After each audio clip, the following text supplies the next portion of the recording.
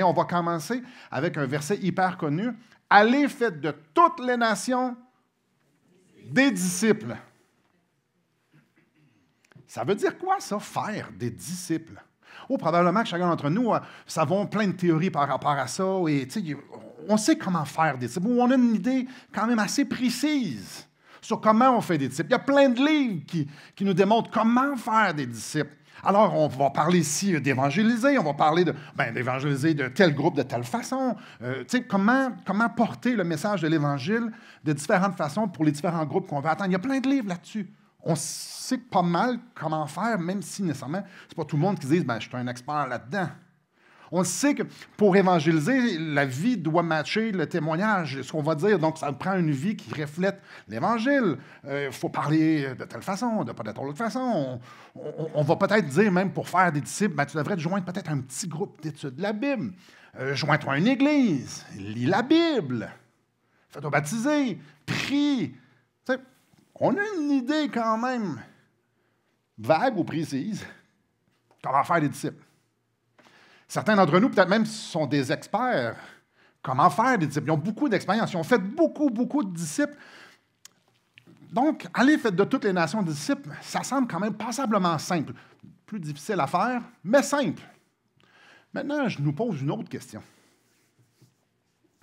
C'est quoi un disciple?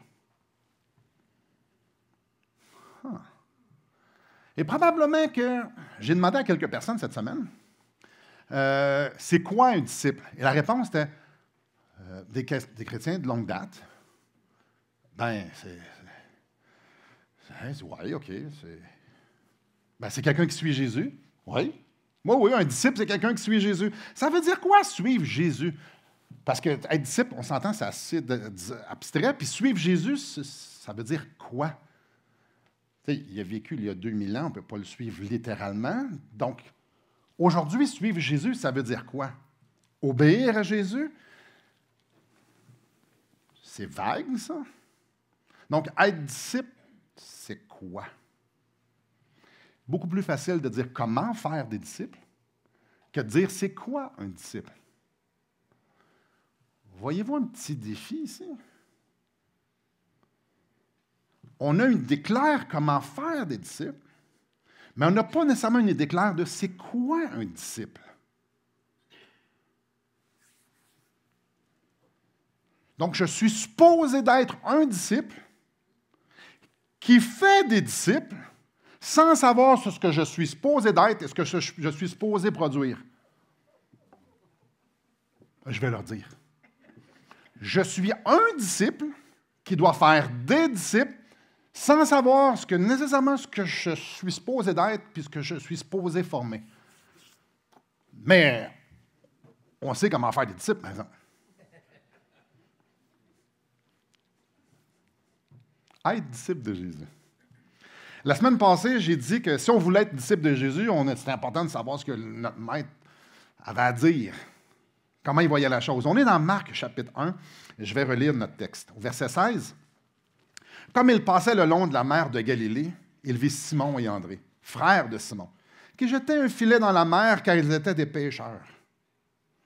Jésus leur dit, « Suivez-moi et je vous ferai pêcheurs d'hommes. » Aussitôt, ils laissèrent leur filet et le suivirent. Étant allés plus loin, il vit Jacques, fils de Zébédée, et Jean, son frère, qui eux aussi étaient dans une barque et réparaient les filets. Aussitôt, il les appela et laissant leur père Zébédée dans la barque avec les ouvriers, ils le suivirent. Être disciple de Jésus. La semaine passée, on a retiré quelques principes en lien avec ce que ça voulait dire, être un disciple de Jésus. Ce matin, on va ajouter 2 éléments. Et mon but, là, c'est d'essayer de coller quelques morceaux de casse-tête qu'on connaît pour qu'on puisse voir plus clairement la photo de c'est quoi être un disciple de Jésus. Donc, on va commencer par faire une courte révision de ce qu'on a vu la semaine passée. La semaine passée, on a vu 4 éléments. 4 éléments de ce qu'on peut voir dans le texte, que ça peut être un disciple. Donc, la première chose qu'on a vue, le premier principe qu'on voit dans notre texte, c'est que Jésus appelle « Suivez-moi ». Suivez-moi et je vous ferai pêcheurs d'hommes, qu'on lit au verset 17.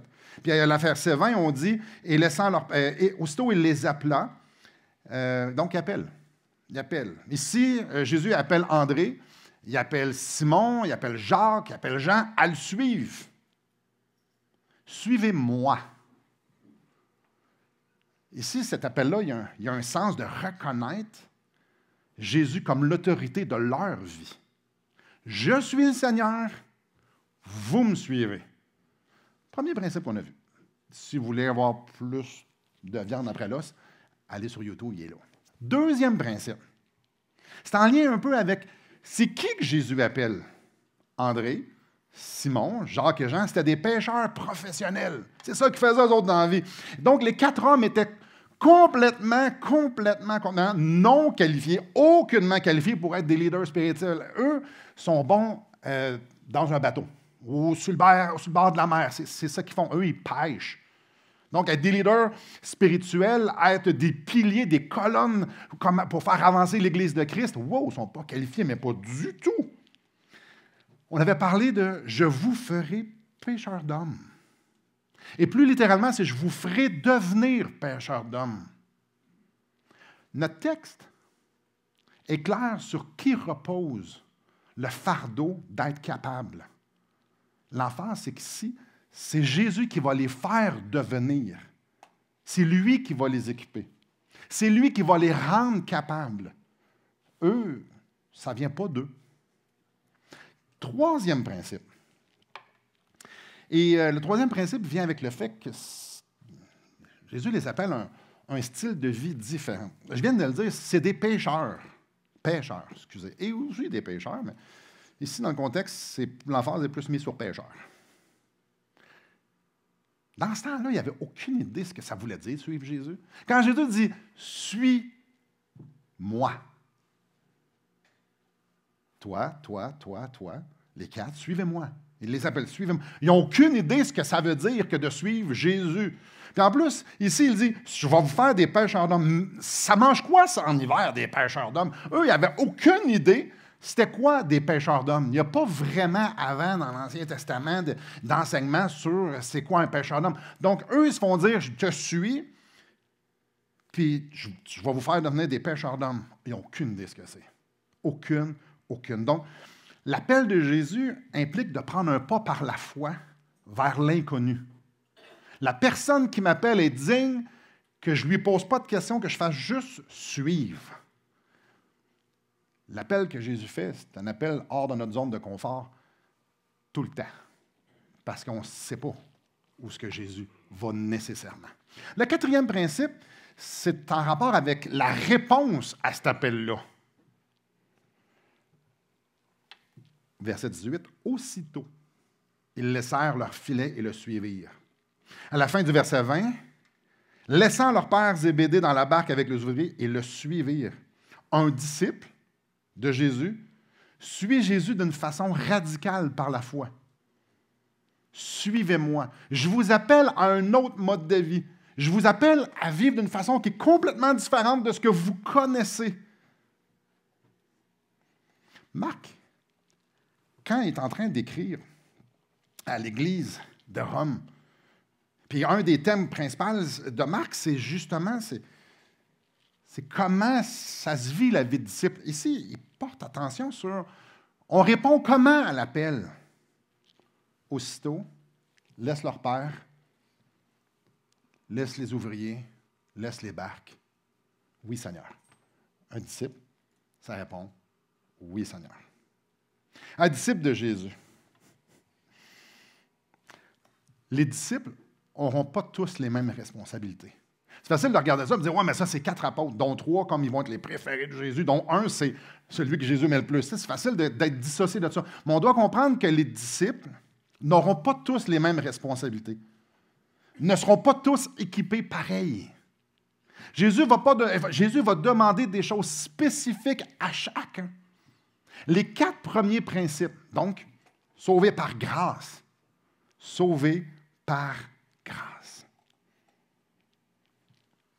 L'appel à devenir quelque chose. L'appel à changer complètement de style de vie vers l'inconnu en suivant Jésus. L'appel de répondre oui. Ce qu'on voit, ce qu'on a vu dans notre texte, ce n'est pas juste applicable aux apôtres. C'est pour tous les disciples de toutes les générations. Parce que ce qu'on vient de voir rapidement, c'est à propos du cœur. Ça n'a rien à voir avec un appel précis des apôtres. C'est un appel précis à avoir un cœur comme ça. Donc, on va continuer, on va ajouter sur ce qu'on a vu la semaine passée, ce que je viens de vous résumer en quelques instants. Maintenant, on va voir la place de l'Évangile dans la vie du disciple.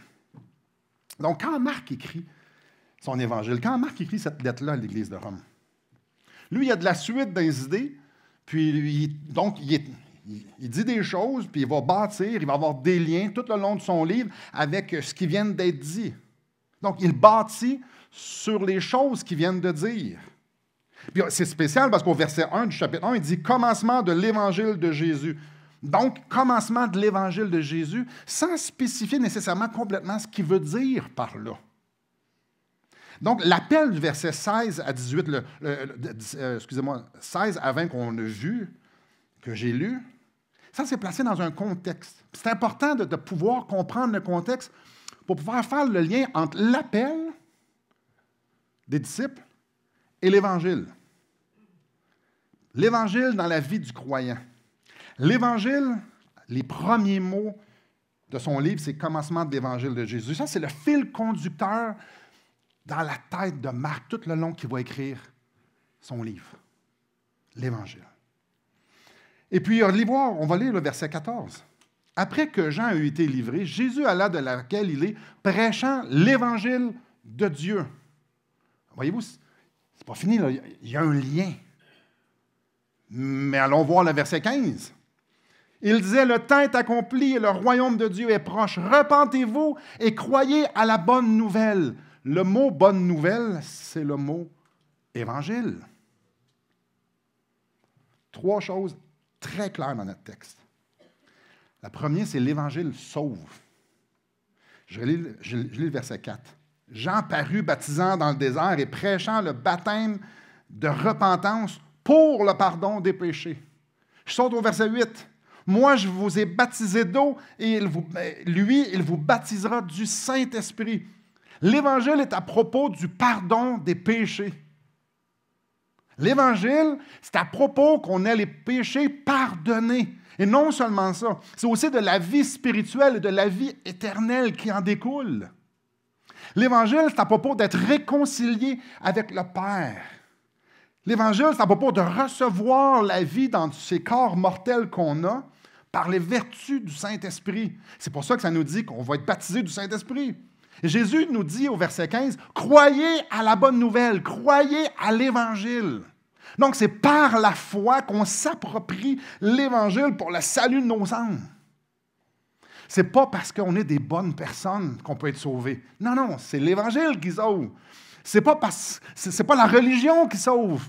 Non, non, c'est l'Évangile qui sauve. C'est pas parce qu'on a toutes fait les bonnes choses, soit dans le point de vue religieux, ou aux yeux de la société, ou aux yeux de notre conscience, qu'on va être sauvé. Non, non, c'est l'Évangile qui sauve. Jésus est justement venu parce que c'était impossible aux hommes de pouvoir le faire eux autres mêmes. L'Évangile sauve.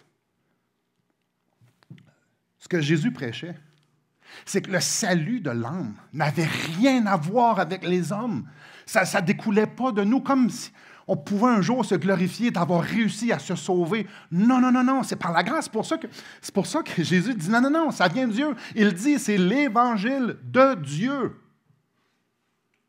La bonne nouvelle, elle vient de Dieu. La bonne nouvelle, c'est qu'on peut être sauvé par Jésus.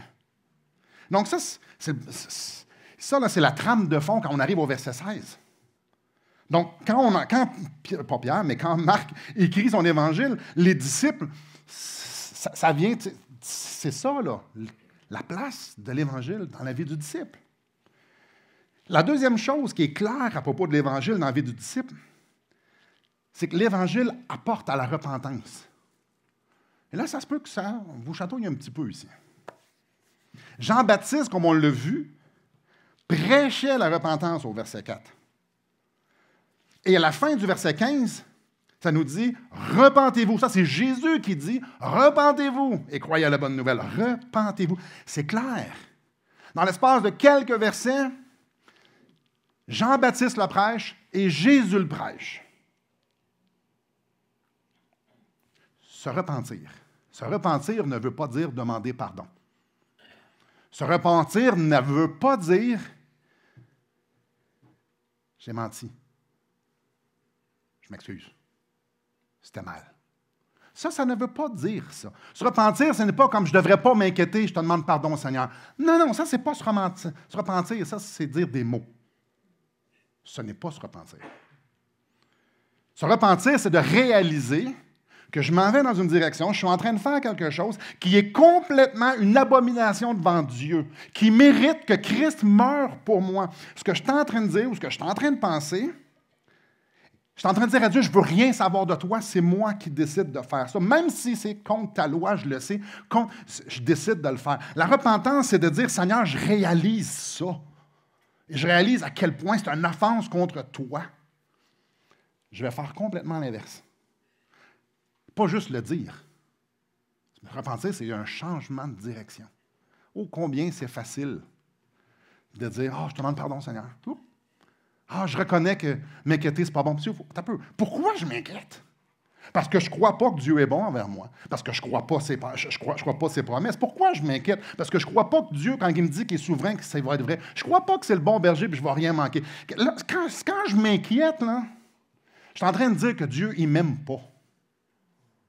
Ah, vous voyez, je peux dire, Seigneur, je te demande pardon parce que je m'inquiète. Ou on peut prendre un instant, se stationner là pour faire comme « Ouh! Mais moi, je ne veux pas ça dans ma vie. Je vais te faire confiance. Parce que je sais qui quitter. » Vous voyez, ça, c'est la repentance.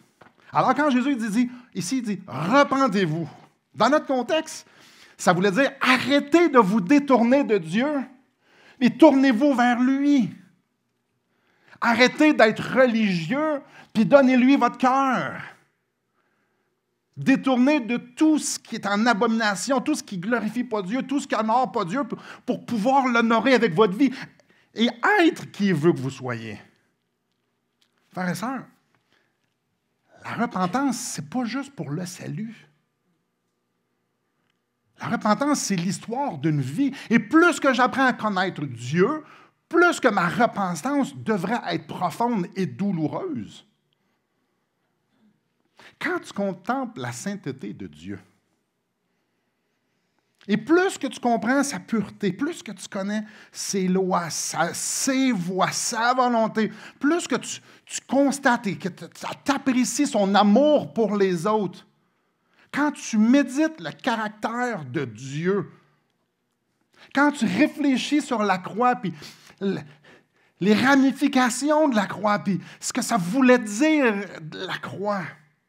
Quand on constate, on médite, on observe, on expérimente la puissance qui est offerte aux disciples pour qu'on puisse vivre une vie nouvelle. Quand l'Évangile te donne des yeux pour voir Christ dans toutes ses perfections, comment ne pas arriver avec ce désir de déchirer nos cœurs avec honte? Parce qu'on voit tant de froideur. On voit tant le décalage entre lui et nous. Quand est-ce? Quand on réalise les millions de compromis qu'on fait par jour, comment on échafaude toute notre vie remplie de compromis, quand on réalise qu'on est tellement lent à abandonner. Quand je vois l'orgueil dans ma vie qui considère qu'il n'est pas si pire. Quand Dieu te donne des yeux pour voir, une intelligence pour comprendre ce que ça veut dire simplement « Soyez saints car je suis saint », puis je sais très bien que je suis infiniment pas capable d'être saint comme lui, comment se sentir coupable? Y a-t-il un autre sentiment que la culpabilité qu'on devrait avoir? C'est tellement raisonnable de dire de sentir la culpabilité puis le poids quand je me fais dire qu'il faut que je sois saint comme lui est saint. L'Évangile nous pousse le disciple à voir le péché tel qu'il est, parce que le disciple comprend ce que ça l'a coûté pour pardonner le péché. L'Évangile nous pousse à prendre le péché au sérieux parce qu'on réalise contre qui on pêche.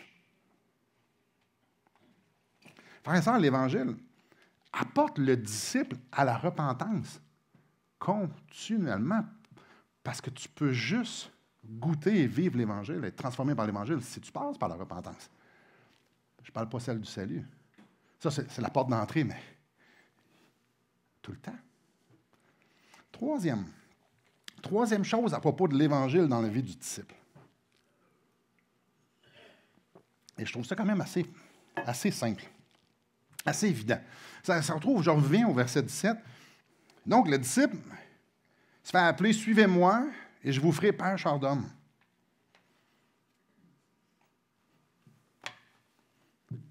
Probablement que la grande... Si je faisais un sondage ici, et je nous demandais, l'appel est quoi? C'est d'évangéliser, n'est-ce pas? Un disciple, ça évangélise. Un disciple, ça fait des disciples. Si votre réponse est à peu près dans ces eaux-là, ouais, non, pas du tout. C'est pas ça que ça dit, mais pas pantoute. On passe à côté de 100% de ce que Jésus est en train de dire ici. Jésus ne leur dit pas ce qu'ils vont faire. Jésus leur dit ce qu'ils vont être. C'est très différent. En d'autres mots, Jésus appelle ses disciples à être des faiseurs de disciples. Dans Matthieu 28, il leur dit « Faites des disciples ». Mais ici, vous allez être des faiseurs. Je vais vous faire devenir des faiseurs. Donc, l'idée ici, c'est pas « ben là, il faut que j'évangélise ». C'est pas ça qu'il est en train de leur dire. Il n'est pas en train de leur dire de mettre le fardeau, ben là, il faut que vous partagiez l'Évangile. C'est pas ça qu'il est en train de leur dire. Il est en train de vous dire « Je vais faire de vous des évangélistes. Je vais faire de vous des pêcheurs d'hommes. » Jésus veut utiliser la vie transformée de ses disciples, la vie transformée par l'Évangile, pour qu'eux proclament l'Évangile. En d'autres mots, ici, il est en train de dire, je vais faire de vous des porte-voix. Je vous sauve, je vous transforme, je vais vous équiper à être des porte-voix. Puis là, peut-être vous vous dites comme, oh, mais ça, il s'adresse aux apôtres. Sinon, c'est les apôtres, ça, ici. Là, c'est... Ouais, non. C'est un appel à tous. Je vous lis 2 Corinthiens, chapitre 5, verset 20. Je vous en fais la lecture. Et dans 2 Corinthiens, c'est Paul qui écrit à l'Église de Corinthe. L'Église de Corinthe, ce n'était pas des apôtres qui étaient là, c'était du monde comme nous autres. Écoutez bien ce qu'il leur dit. « Nous faisons donc les fonctions d'ambassadeurs pour Christ. » Écoutez ça. Comme si Dieu exhortait par nous. Comme si le « nous » ici, c'est comme si on était des porte-voix. Dieu utilise ses disciples comme des porte-voix. Nous en supplions au nom de Jésus, de Christ, soyez réconciliés avec Dieu. Donc, c'est ça le message. Dieu nous utilise comme porte-voix et le message, c'est que les autres soient réconciliés avec Dieu. Donc, Dieu veut parler au travers nous. Alors, il doit nous transformer pour qu'on soit en mesure d'être utile, à être des porte-voix. Que Dieu parle au travers nous, c'est ça, être un disciple. Et là, je nous amène au dernier point. Peut-être que vous avez déjà remarqué dans Marc et dans les 3 autres évangiles, Jésus est pratiquement jamais tout seul. Jésus est tout seul quand il s'en va prier. OK? Mais la grande majorité des pages, des versets, des chapitres que vous allez voir dans les 4 évangiles, c'est Jésus est pratiquement toujours accompagné. Ses disciples sont toujours avec lui. Là, vous dites, ben oui, ça on le savait. Cool. Donc, si les disciples sont avec lui, avez-vous déjà pensé que les disciples, ça veut dire qu'ils étaient aussi ensemble? Ici, on voit 4 gars se faire appeler à suivre Jésus. Mais il y a quelque chose en ricochet ici. Non seulement ils suivent Jésus, mais les 4 gars vont être ensemble. Et les 4 gars vont devenir 12 tantôt. Donc, quand tu suis Jésus, tu es collé avec d'autres dudes. Puis un Matthieu, un publicain. Pierre qui est prompt. Jean qui se fait appeler fils du tonnerre parce qu'il est tempestif un peu. Nathanaël, lui, qui faut qu'il voit pour croire. Tu sais, c'est pas tout des chummés, ça, là. Fait que quand tu suis Jésus, là, tu es comme, OK, notre gang, OK, non, sérieux, lui? Ça, c'est deux paires de frères. OK, mais on le sait que les deux paires de frères, ils vont avoir une couple de bizarres qui vont joindre eux. Et eux, ils vont devenir les bizarres des autres. Fait que Jésus, il les appelle à se faire suivre en gang. Donc, ils vont se faire former d'une façon théorique. Ils vont entendre des speeches, ils vont entendre des réponses aux questions, ils vont entendre des prédications, ils vont entendre. Et d'une façon pratique aussi, Jésus va leur montrer comment faire. Ensemble. Si on lit les évangiles, on va voir que les rares bons coups qu'ils font, sont ensemble. Et les nombreuses fois qu'ils l'échappent, sont aussi ensemble. Pierre, lui, était tout seul quand il a renié 3 fois. Mais ce n'était pas la seule fois qu'il l'échappait. Quand ils ne sont pas capables de faire ce que Jésus leur demande, ils sont ensemble. Quand les gars ne comprennent pas quelque chose que Jésus a dit plusieurs fois, ils sont aussi ensemble. Quand ils chicanent, clairement, ils sont ensemble parce qu'ils sont en train de chicaner. Quand ils se jugent pour savoir c'est qui va être le plus grand, ils sont ensemble. Dès le départ, on peut voir que l'Évangile unit les disciples ensemble pour qu'ils vivent une vie communautaire. Même si ce n'est pas vraiment facile. De toute façon, qui a dit qu'un disciple, ça devait vivre dans une zone de confort? Les disciples de Jésus sont ensemble. Dans ce passage-là, on le voit, on va le voir dans le reste de Marc, on va le voir, ils sont ensemble. Et comme j'ai dit, ce n'était pas juste pour le temps de la formation. Ils ont été avec Jésus 3 ans de temps. Ce n'était pas juste avec le temps de la formation, parce que quand Jésus, après sa résurrection, il a eu son ascension, puis il est retourné auprès du Père. Les gars sont restés ensemble. Ils sont restés ensemble. Ils se sont réunis ensemble. Ils ont resté collés ensemble. Ils n'ont pas juste resté ensemble. Ils ont enseigné les autres à être ensemble aussi. C'est ça qu'on voit dans Actes. Quand Pierre se fait mettre en prison, puis il sort, qu'est-ce que l'Église est en train de faire?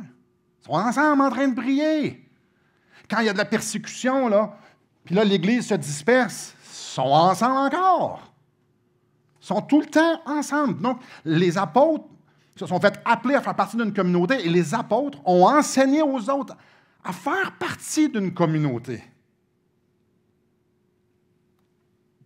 Et c'était tellement ancré dans leur ADN que ceux qui ont entendu les apôtres ont vécu ensemble, puis ils ont enseigné eux autres ensemble. Puis partout dans le Nouveau Testament, c'est ça qui est écrit. Et aujourd'hui, on est rassemblés ensemble. Huh. OK? On est là, ils étaient là les uns pour les autres. Avez-vous déjà entendu ça, les uns les autres? Ouais, ça, c'est quelque chose que le Seigneur nous rappelle beaucoup dans le Nouveau Testament. Pardonnez-vous réciproquement les uns les autres. C'est tout, il y a beaucoup de choses. Soyez hospitaliers, pardonnez-vous, aimez-vous. Il y en a, les uns et les autres, il y en a 20 quelques. Les disciples de Jésus nous démontrent que la vie en communauté, c'est tempestif. Ça ne devait pas être rose, les 12 cabochons ensemble. Hein? Et là là. En passant, je me traite de cabochon, moi aussi. Là. Si vous êtes visiteur, je vous traite aussi. Ici, les gens sont habitués de se faire traiter de pourri et de cabochon. C'est pas péjoratif.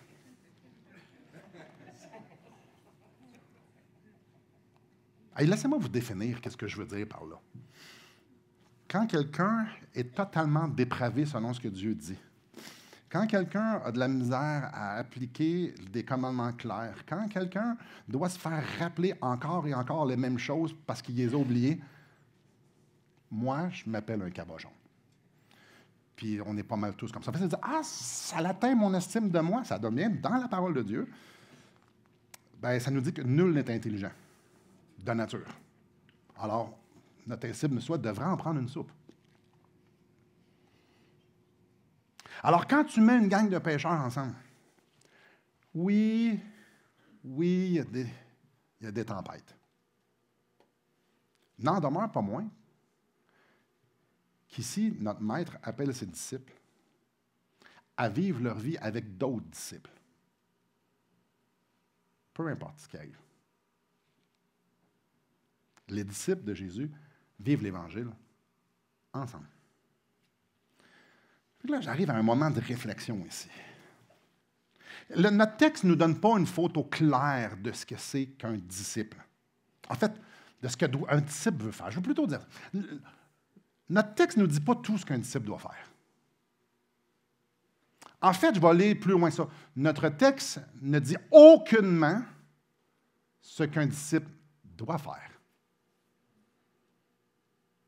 Notre texte ne dit pas ce qu'il doit faire ou ce qu'il ne doit pas faire. Notre texte dresse un portrait de ce qu'un disciple est. Notre texte nous dresse un portrait de ce que dans le cœur du disciple. Puis je vais vous résumer tout ce qu'on a vu depuis les 2 messages en quelques mots. Le disciple, c'est celui qui est sauvé par grâce, par la puissance de l'Évangile, et ça, c'est 100% l'œuvre de Dieu. Ça, c'est le cœur. Et c'est être un enfant de Dieu. Je deviens un enfant de Dieu. Je suis quelque chose. Mon cœur est transformé. Un disciple reconnaît Jésus comme l'autorité de sa vie dans tout. Et un disciple dit oui. Donc, un disciple voit sa posture devant le maître et dit oui. Parce que dans son cœur, il y a de l'humilité et en même temps, de la révérence. Alors, il n'y a pas grand-chose qui fait, là. C'est vraiment au niveau du cœur. L'Évangile apporte le disciple. Vous remarquez, je n'ai jamais dit une fois le croyant, ni le chrétien. Parce qu'on c'est des disciples qu'on est supposé de faire et d'être. Mais un disciple, c'est un chrétien et c'est un croyant. J'utilise les mots. L'Évangile apporte continuellement le disciple à la repentance pour qu'il puisse vivre l'Évangile. Donc, Dieu me donne des yeux, m'ouvre les yeux du cœur pour que je puisse voir qui est, qui je suis. Et dans 2 Corinthiens, ça nous parle que c'est lui qui nous donne la repentance. Donc, l'humilité de reconnaître c'est qui Jésus et la révérence m'amène aussi à faire comme arc. Je ne peux pas croire, je suis de même. Je ne peux pas croire, je fais ça encore. Et là, tu fais H! Je vais sortir de mon vomi, puis je vais m'en aller vers Jésus. Puis je lui dis je ne peux rien faire. La repentance, ça fait ça. Le disciple fait quoi là-dedans? Bien, c'est l'Évangile qui l'a montré, c'est Dieu qui lui a donné la repentance. Moi, il ne fait pas grand-chose. Un disciple, son cœur est touché. Et c'est ce qui fait en sorte qu'il se tourne vers Jésus. Cœur. Un disciple vit l'Évangile parce que Jésus le rend capable de vivre l'Évangile. Donc, le disciple, si Jésus doit me rendre capable, doit m'équiper, ça veut dire que moi, je ne vois rien dans mon coffre à outils. Donc, je vais dépendre de Jésus. Je fais quoi? Tu sais, quand tu dis, je lâche prise, je saute en bas de l'avion, tu fais quoi? Tu fais confiance au parachute. Puis cette fois-là, ben, c'est Dieu qui te l'a donné. C'est encore une disposition de cœur. Dépendre, c'est une disposition de cœur. Un disciple est un porte-voix pour que Jésus puisse proclamer. Donc, Dieu me transforme pour que je puisse devenir un porte-voix, pour que Jésus, Dieu, le Saint-Esprit puisse faire sortir l'Évangile au travers de moi. Ouais, mais je suis un porte-voix. Je suis un pêcheur d'hommes. Ça, c'est être. Les disciples sont des membres à part entière d'une communauté de disciples. Ça, je suis membre à part entière, ça c'est être. Donc, tout ce qu'on a vu, là, on est appelé à être. Le disciple est appelé à être.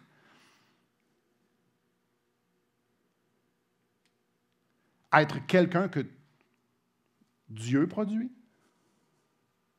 Donc, le disciple est appelé à devenir quelque chose que Jésus va produire. C'est une histoire de cœur. Et je dois faire un petit parallèle ici. En fait, c'est un contraste. Les disciples sont diamétralement opposés aux pharisiens.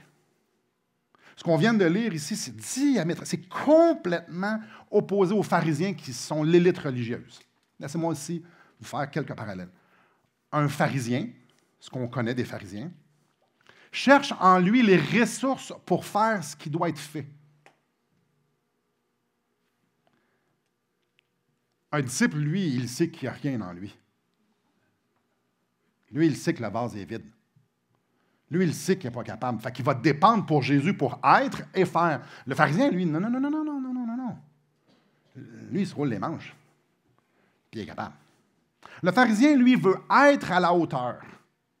Alors, il va focaliser sur les règles, choses à faire, choses à ne pas faire. Puis il va travailler sur ses points faibles, parce qu'il y a des points faibles. Puis si, étant donné qu'il veut être à la hauteur, bien, je vais travailler sur les points faibles pour pouvoir être à la hauteur. Je vais me mettre des règles pour pouvoir avoir un standard pour savoir si je suis rendu.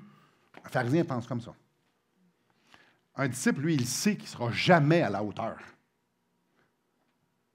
Jamais. C'est pour ça qu'il célèbre la croix.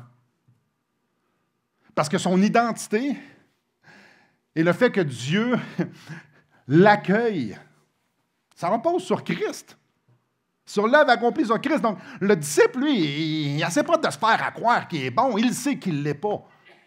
Le disciple n'essaie pas de chercher, de se mettre des standards. Non, pas du tout. Il va s'approprier la puissance de la résurrection par la foi.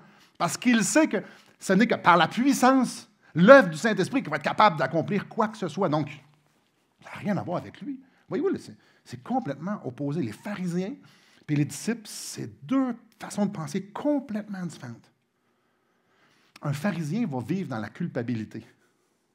Ou bien, et aussi, dans l'illusion, qui n'est vraiment pas si pire que ça.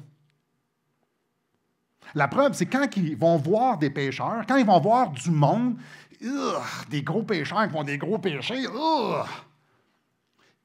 secrètement ou non, ils vont voir qu'eux, ils ne sont pas comme ça. Ça vous dit quelque chose, ça, sur un coin de rue?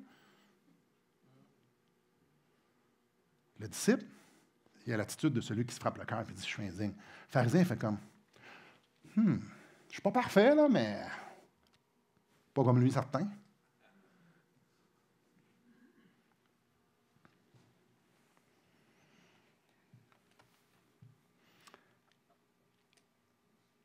Un disciple, lui, vit dans la repentance. Parce que son point de comparaison, c'est Jésus. C'est Dieu. Puis quand c'est Jésus, ton point de comparaison, ouais, je suis l'infini amour de Dieu. Je suis peut-être un peu meilleur que Charles Étienne. Peut-être.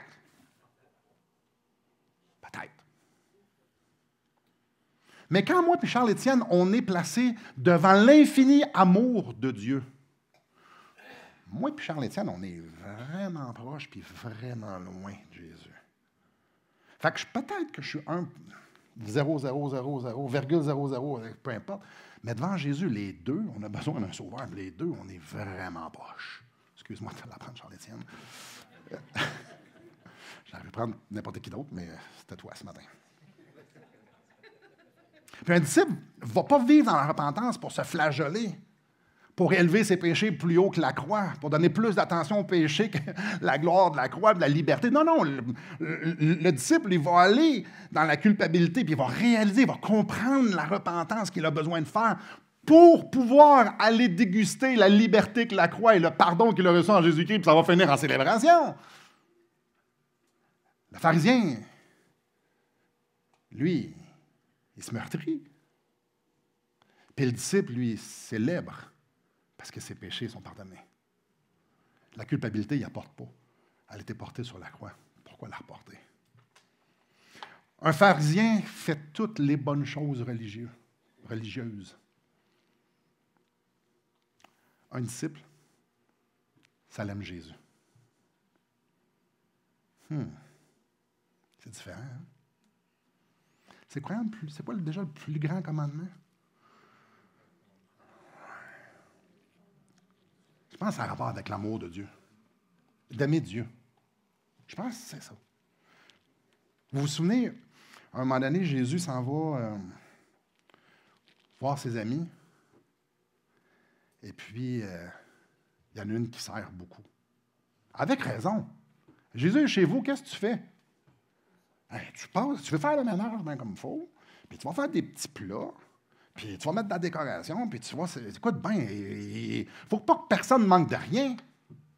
Imaginez-vous, là, Jésus rentre chez vous, le ménage est-tu fait? Le menu est-tu fait? Puis tout le monde va avoir tout ce qui est nécessaire, puis regarde, ça va de même. Puis dans cette histoire-là, il y en a une, elle s'appelle Marthe. C'est ça qu'elle a fait.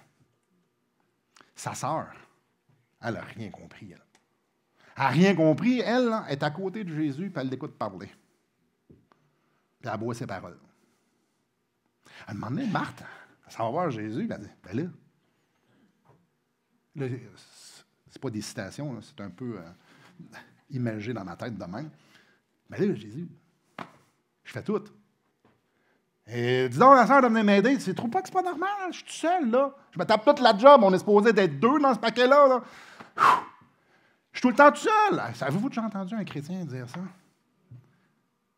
C'est tout le temps les mêmes qui font tout. Marthe était de même. Puis Jésus, il fait, regarde, je peux juste voir Jésus faire comme, ah, OK. Fait toi, Marie, qui ne fait rien, puis qui m'écoute, puis ça te dérange. Jésus dit, Marthe, tu t'inquiètes pour bien peu. Marie a choisi la bonne part qui lui revient.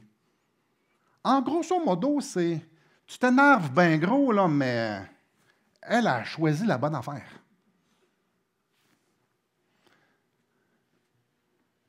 Pharisien, disciple. Religion, le cœur. Aimer. Un disciple, ça l'aime Jésus. Puis là, il y en a qui oui, mais c'est Dieu nous demande de servir, puis oui. Oui, non, absolument. Et je vous donne une autre petite illustration ici. Imaginez que vous allez dans une pépinière, vous achetez un petit sac de graines, puis vous mettez la graine en terre. Est-ce qu'il va y avoir des pommes? Non, mais vous voulez manger des pommes, c'est important qu'il y ait des pommes. Hey, des pommes, je veux des pommes. Hey, il n'y a pas de pommes. Avant de pouvoir donner des pommes, l'arbre doit être un pommier. Avant qu'il y ait des fruits, il y a quelque chose qui doit être quelque chose. Alors, je ne suis pas en train de dire qu'il n'y a pas de fruits. Je ne suis pas en train de dire qu'on ne sert pas. C'est pas ça que je suis en train de dire. Je te dis, avant de pêcher des hommes, on devient des pêcheurs d'hommes. Ça, c'est la mentalité de disciple. Suis-moi. Je veux ton cœur. Oh, mais je suis posé de faire quoi, Simon? Suis. Et là, ma conclusion, là, c'est vide. J'ai juste écrit « Être disciple de Jésus », 3 points. Parce que je suis profondément convaincu que ça s'applique différemment à chacun d'entre nous. Je pourrais nommer plein de listes, mais à la fin de la journée,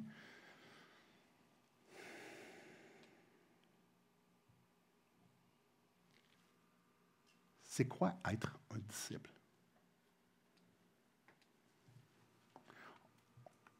On sait ce que fait un disciple. On sait comment faire des disciples. Ou on pense qu'on sait comment faire des disciples. Être un disciple. Ça ressemble à quoi? Bien, on va tous être appelés à des responsabilités différentes. On est équipés différents. Mais on est tous appelés à être. Et moi, j'ai aucune idée où ce que vous en êtes rendu dans votre marche avec le Seigneur. Peut-être qu'il y en a qui font comme, ben moi, je suis pas mal à la place de dire, j'ai besoin d'un sauveur. Jésus, c'est pas juste un sauveur, c'est un roi. C'est pas juste un roi, c'est le roi des rois. Alors, je suis rendu à la place de reconnaître que Jésus a autorité sur ma vie. J'abandonne ma vie et je crois qu'il est mort pour moi. Ça commence là, ici. Chers amis, si vous êtes dans cette place-là, si le poids de vos péchés sont sur vos épaules, si vous êtes en train de dire, hey, je suis pécheur, mais il va y avoir des conséquences à ça. Croyez à la bonne nouvelle. Repentez-vous et croyez à la bonne nouvelle. C'est par la foi qu'on s'approprie le salut que Jésus nous offre. Et pour tous les disciples, les jeunes disciples ou ceux que ça fait des décennies, avez-vous remarqué que vous n'avez pas appris grand-chose aujourd'hui? C'était la base. C'était simple. C'est facile de tomber dans le fer. C'est facile d'être pharisien. C'est dans notre nature. Mais le Seigneur, c'est pas ça qu'il veut.